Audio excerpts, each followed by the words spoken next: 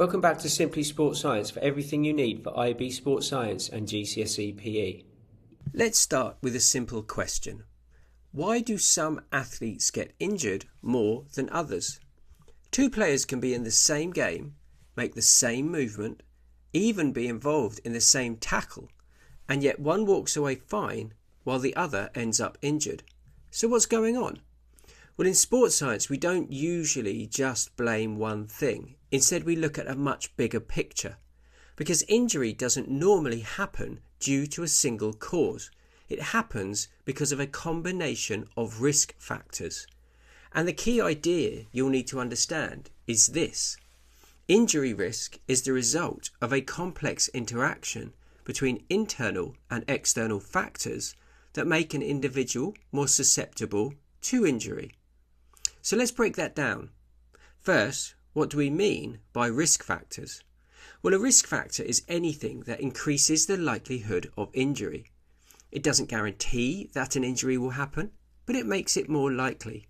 And in sport, these risk factors are usually grouped into two main types: internal risk factors and external risk factors. Internal risk factors are things within the individual. These are personal characteristics that can influence how likely someone is to get injured. For example, think about age. Younger athletes may have developing bodies that are more vulnerable to certain injuries, while older athletes may have reduced flexibility or slower recovery times. Then there's previous injury, and this is one of the biggest risk factors we face in sport. If someone has already injured a joint or muscle, that area is often weaker or less stable, making it more likely that it will be injured again. Another key factor is fitness level. An athlete who is not physically prepared for the demands of their sport is more likely to fatigue, and when fatigue increases, control and technique often decrease, which increases the risk of injury. We can also think about things like strength and muscle imbalance, flexibility, and even body composition. All of these can influence how the body responds to movement and stress. So now let's look at external risk factors. These are factors outside the individual, usually related to the environment or the sport itself. A really obvious one is the playing surface. A wet, slippery pitch increases the risk of slipping and muscle strains, and a very hard surface increases impact forces on our joints. Then there's equipment. Poorly fitting footwear, lack of protective gear, or worn out equipment can all increase the risk of injury. We also need to think about the type of activity taking place. Some sports are naturally higher risk than others. Contact sports like rugby, American football, or ice hockey involve frequent collisions, which increases the likelihood of injury compared to non-contact activities. Even things like weather conditions will play a role. Cold conditions can reduce muscle flexibility, while heat can lead to fatigue and dehydration. So now we have these two categories, internal and external factors. But here's the most important part.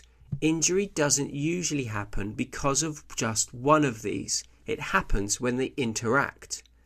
Imagine this scenario.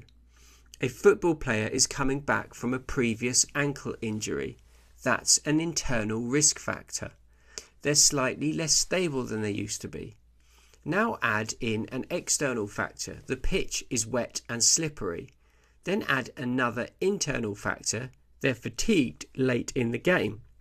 Individually, each of these may not cause an injury, but together they increase the likelihood significantly. And suddenly, something as simple as a change of direction can result in injury. This is what we mean by a complex interaction. It's the combination of factors that creates the risk. This idea is really important because it changes how we think about injury prevention. Instead of just fixing one thing, coaches and athletes need to look at the whole picture. For example, improving strength and conditioning can reduce internal risk. Managing training load can reduce fatigue. and ensuring good equipment and safe surfaces can reduce external risk. It's about reducing as many risk factors as possible, even though you can never truly remove all risk completely. Here's another example. Think about a basketball player. They may have excellent fitness and strength, so internally they're well prepared. But if they land awkwardly after a jump on a crowded court, that external factor increases injury risk. Now imagine the same player is tired and their technique starts to dip. Again, it's the combination of factors that increase the likelihood of injury. This is why two athletes can experience the same situation but have very different outcomes. One might be stronger, more stable, or less fatigued, and therefore avoids the risk of injury. The other may have several small risk factors that are all combining at just the wrong moment. So when we analyse injury in sport, we don't just ask what happened. We ask what internal factors were present, what external factors were involved, and how did these two sets of factors interact.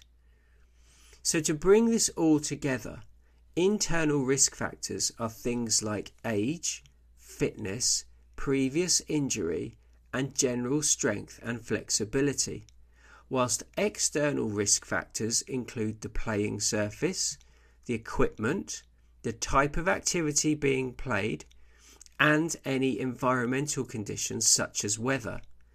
And injury risk comes from the interaction between these factors, not just one of them on its own. Once you understand this, you'll start to see injury in a different way. It's not just bad luck. It's usually the result of multiple factors coming together at just the wrong time. And that's why this concept is so important to us as sports scientists and coaches, because if we understand the risk, we can start to reduce it. Thanks for watching Simply Sports Science. If you found this helpful, make sure you like the video, subscribe to the channel and hit the bell so you don't miss any of our IB Sports Science content.